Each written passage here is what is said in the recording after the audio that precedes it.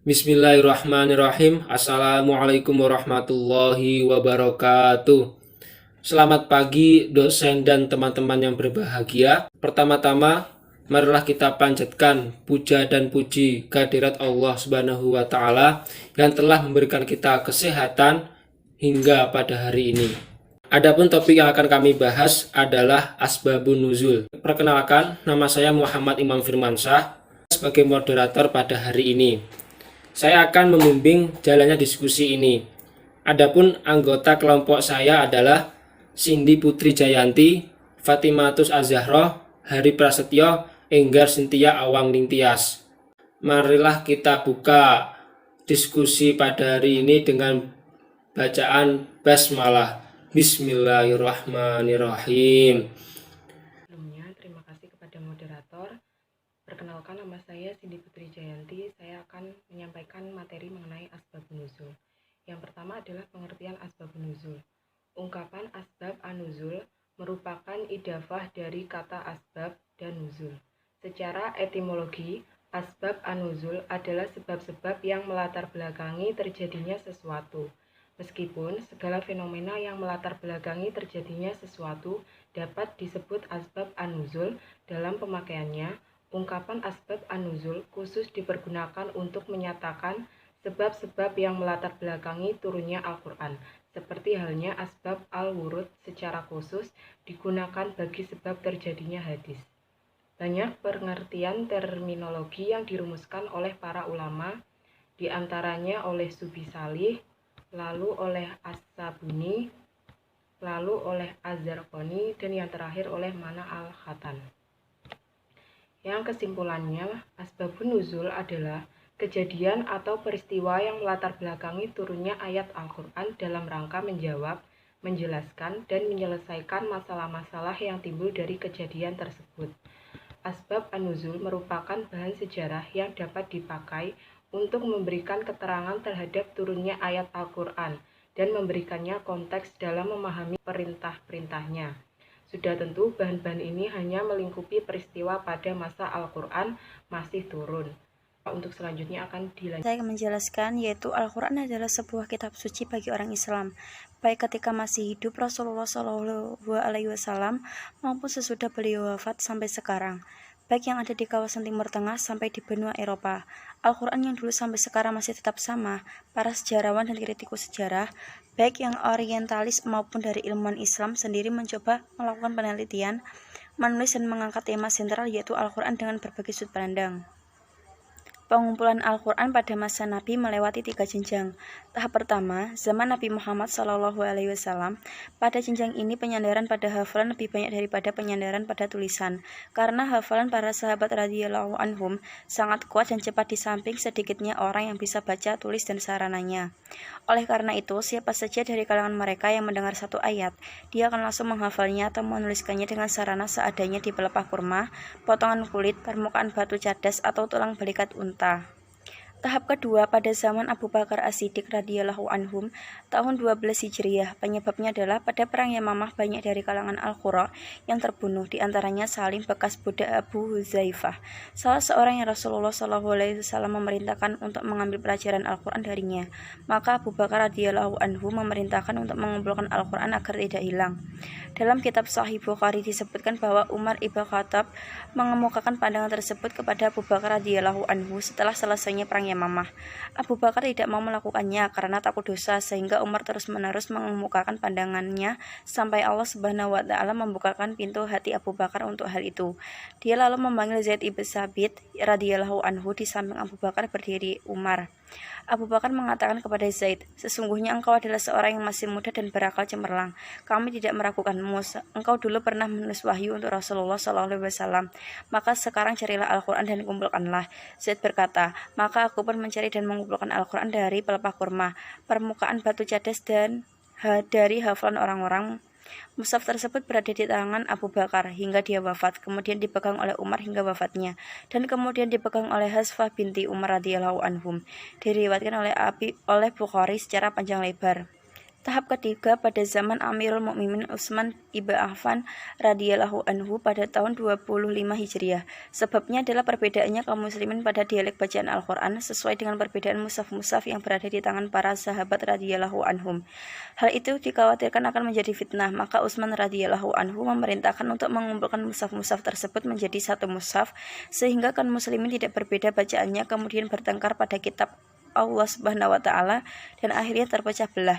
Dalam kitab Sahih Bukhari disebutkan bahwasanya Hudzaifah ibnu Yaman radhiyallahu anhu datang menghadap Utsman ibn Affan radhiyallahu anhu dari perang pembebasan Armenia dan Azerbaijan. Sedangkan tujuan dari pengumpulan Al-Quran di zaman Utsman radhiyallahu anhu adalah mengumpulkan dan menuliskan Al-Quran dalam satu mushaf dengan satu dialek bacaan dan membawa kaum muslimin untuk bersatu pada satu mushaf Al-Quran karena timbulnya pengaruh yang mengkhawatirkan pada perbedaan dialek bacaan Al-Quran. Hasil yang didapatkan dari pengumpulan ini terlihat dengan timbulnya kemaslahatan yang besar di tengah-tengah kaum muslimin. Sekian penjelasan dari saya, bila ada salah atau kurang, saya mohon maaf. Perkenalkan, nama saya Hari Prasetyo. Di sini saya akan membahas tentang kaidah-kaidah asbabun nuzul. Dalam memahami kaidah di sini dibagi menjadi dua, yaitu kaidah al-imratu bi umumil ladzi labi khususi sababi, yang berarti ungkapan itu didasarkan pada keumuman teksnya, bukan didasarkan atas kekhususan penyebabnya. Pengertiannya adalah jawaban lebih umum dari pertanyaan atau sebab-sebabnya, dan sebab lebih khusus daripada lafaz jawabannya. Ini secara logis mungkin terjadi, dan kenyataannya juga benar-benar terjadi. Karena bentuk seperti ini tidak mengandung kekurangan, justru keumuman lafaz dengan kekhususan sebabnya akan menyampaikan kepada tujuan secara lebih sempurna dan efektif. Hanya saja, ulama berbeda pendapat tentang hukumnya, apakah yang dianggap keumuman lafadznya atau kekhususan sebabnya. Jumhur ulama berpendapat bahwa hukumnya mencakup semua unsur dari lafadz tersebut, baik unsur-unsur sebab maupun unsur-unsur selain sebab. Sebagai contoh, peristiwa tuduhan zina oleh Hilal ibn Umayyah kepada istrinya, yang berkenaan dengan peristiwa itu turun firman Allah Subhanahu wa taala. Kaidah nomor 2 yaitu menyatakan sebaliknya, al-aratu bid khususi sababi bajat lafal, yang menjadi patokan adalah sebab khusus, bukan keumuman lafal. Kaidah ini berkaitan dengan permasalahan apakah ayat yang diturunkan Allah Subhanahu wa taala berdasarkan sebab khusus yang harus dipahami sesuai dengan lafal keumuman ayat tersebut, atau hanya terbatas pada sebab khusus yang melatar belakangi turunnya ayat itu. Dalam masalah tersebut, terdapat perbedaan pendapat di kalangan mufasir dan ahli usul fiqh. Kaidah yang dipakai adalah kaidah pertama, yaitu memahami ayat sesuai dengan keumuman lafalnya, bukan karena sebab khususnya.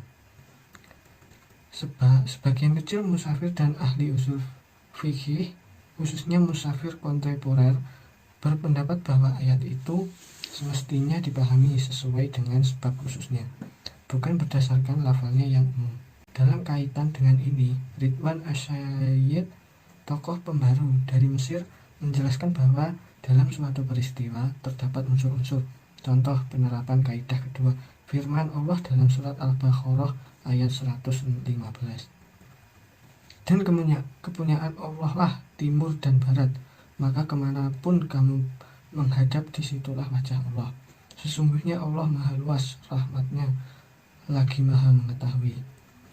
Jika dalam memahami ayat 115 ini kita tetapkan kaidah pertama, maka dapat disimpulkan bahwa sholat dapat dilakukan dengan menghadap ke arah mana saja, tanpa dibatasi oleh situasi dan kondisi di mana dalam keadaan bagaimana kita sholat. Kesimpulan demikian ini bertentangan dengan dalil lain yang menyatakan bahwa dalam melaksanakan sholat harus menghadap ke arah Masjid Haram, sebagaimana ditegaskan dalam firman Allah, dan dari mana saja kamu keluar datang, maka palingkanlah wajahmu ke arah Masjidil Haram. Sesungguhnya ketentuan itu benar-benar sesuatu yang hak dari Tuhanmu. Dan Allah sekali-kali tidak lengah dari apa yang kamu kerjakan. Akan tetapi, jika dalam memahami surat Al-Baqarah ayat 115 di atas dikaitkan dengan asbabun nuzulnya, maka kesimpulan yang dapat diambil adalah bahwa menghadap ke arah mana saja dalam sholat adalah sah jika sholatnya dilakukan di atas kendaraan yang sedang berjalan atau dalam kondisi tidak mengetahui arah kiblat atau Masjidil Haram. Dalam kasus ayat yang demikian ini, pemahamannya harus didasarkan pada sebab turunnya ayat yang bersifat khusus dan tidak boleh berpatokan pada bunyi lafaz yang bersifat umum. Gengsi asbabul nusul. Mengetahui asbabul nusul sangat besar pengaruhnya dalam memahami makna ayat yang mulia. Sebab itu, para ulama sangat berhati-hati dalam memahami asbabul nusul, sehingga banyak di antara mereka yang menulis tentang itu.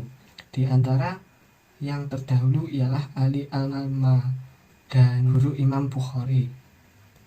Di antara kitab termasyhur yang membahas dalam bidang ini adalah kitab Asbabun Nuzul karya Imam Al-Wahidi. Syekhul Islam Ibnu Hajar pun juga mengarangnya. Bahkan ada pula kitab yang besar dan lengkap, Lubabun Nuzul fi Asbabin Nuzul karya Imam Suyuti. Mengingat berapa pentingnya asbabun nuzul, maka bisa kita katakan bahwa sebagian ayat tidak mungkin bisa diketahui makna-makna atau diambil hukum darinya sebelum mengetahui secara pasti tentang asbabun nuzulnya. Kadang terjadi pemahaman seolah-olah ayat itu memperbolehkan sholat menghadap kepada selain kiblat.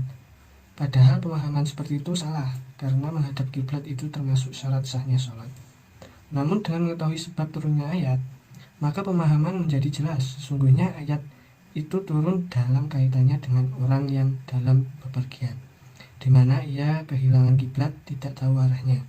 Lalu setelah beritihad, ia menjalankan sholat, maka kemanapun ia menghadap ketika itu sholatnya tetap sah. Ia tidak wajib mengulangi sholatnya, manakala telah menemukan kiblat meskipun dalam sholatnya tadi ia menghadap ke arah bukan kiblat. Maka jelas bahwa ayat tersebut bukan umum, melainkan untuk orang yang tidak mengetahui arah kiblat.